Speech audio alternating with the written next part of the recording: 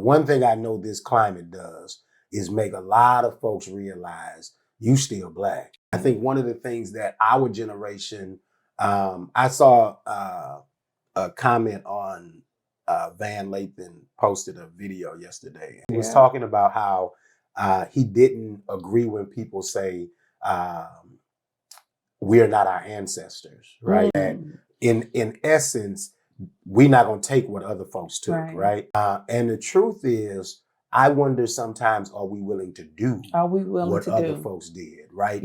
Because there was a level of commitment, I think, because there was a level of shared struggle. And I think sometimes today, because some of us have advanced a little bit, or because we can detach from the reality, that we think that that struggle is not the same. One thing I know this climate does is make a lot of folks realize you still black. What you speak on, I think that's the Achilles heel of privilege.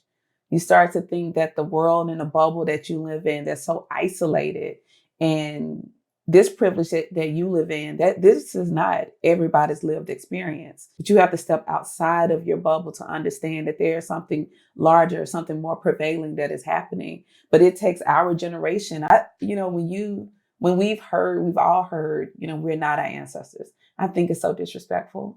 We would never fathom what it took to have that level of resistance to go sit at a counter and to know that you're going to be dragged out, that you're going to be spat on, that you're going to be bludgeoned, and no one was going to protect you.